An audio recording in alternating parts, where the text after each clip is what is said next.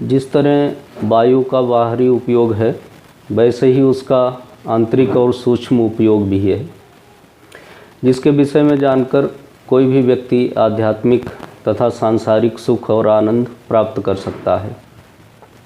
प्राणायाम की तरह स्वर विज्ञान भी वायु तत्व के सूक्ष्म उपयोग का विज्ञान है, जिसके द्वारा हम बहुत से रोगों से अपने को बचाकर रख सकते हैं और रोगी होने पर स्वर साधना की मदद से उन रोगों को दूर भी कर सकते हैं। स्वर साधना या स्वरोदय विज्ञान योग का ही एक अंग है, जो भगवान शिव के द्वारा प्रतिपादित है। ये मनुष्य को हर समय अच्छा फल देने वाला होता है, ऐसा योग शास्त्र में कहा गया है।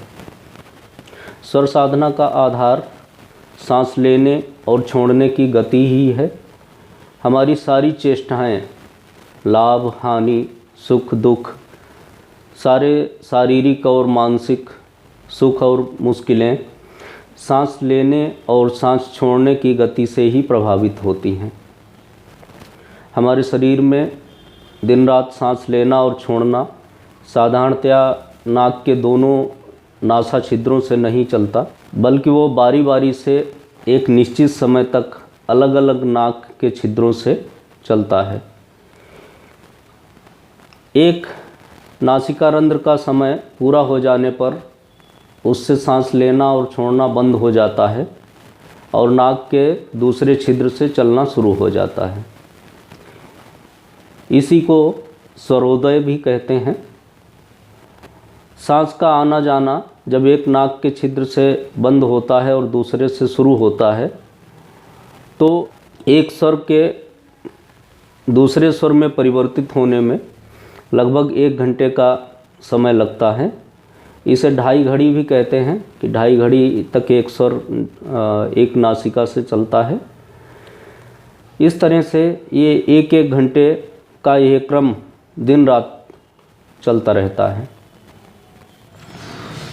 योग के अनुसार सांस को ही स्वर कहा गया है। स्वर मुख्यतः 3 प्रकार का होता है। जब को बाएं छिद्र से सांस चलती है तब उसे ईड़ा में चलना अथवा चंद्र स्वर का चलना कहा जाता है। जब दाहिने नासिका से सांस चलती है तो उसे पिंगला में चलना अथवा सूर्य स्वर का चलना कहा जाता है। नाक के दोनों छिद्रों से जब एक ही समय में बराबर सांस चलती है तो उसको सुषुम्ना में चलना कहा जा सकता है। हालांकि सुषुम्ना स्वर अधिक देर तक नहीं चलता, ये दिन के कुछ क्षणों के लिए, कुछ मिनटों के लिए ही चलता है। जब नाक के बाईं तरफ से सांस चल रही हो तो उसको चंद्र स्वर कहा जाता है। ये स्वर जो है वो शरीर को ठंडक पहुंचाता है।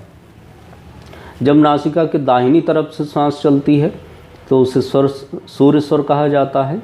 ये शरीर में गर्मी उत्पन्न करता है। इसीलिए इस समय ज़्यादा श्रम करने वाले कार्य या भोजन इत्यादि करना बताया गया है।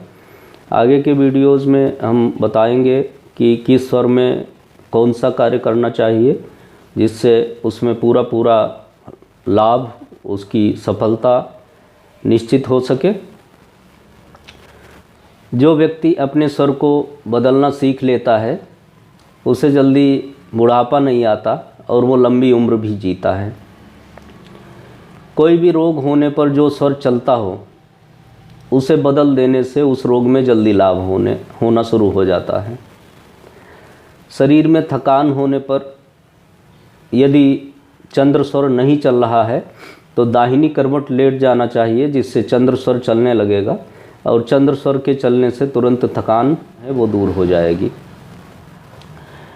स्नायु रोग के कारण अगर शरीर में किसी भी तरह का दर्द हो तो स्वर के बदलने से दर्द दूर हो जाता है। जिस समय दमे का दौरा पड़ा हो उस समय यदि स्वर को बदल दिया जाए तो दमे के दौरे में बहुत ही राहत मिलती है और दौरा शांत हो जाता है। अगले वीडियो में हम आपको बताएंगे कि स्वर बदलने की क्या क्या विधियां हैं, किस प्रकार से हम अपने स्वर को बदल सकते हैं।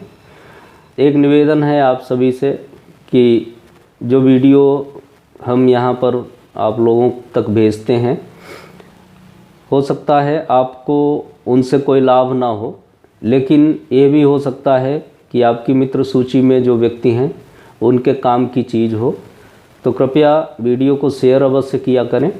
जितना ज़्यादा आप शेयर करेंगे उतने ज़्यादा लोगों को लाभ मिलेगा और ये जो हमारा पुरातन ज्ञान है ये प्रसारित होगा। नमस्कार।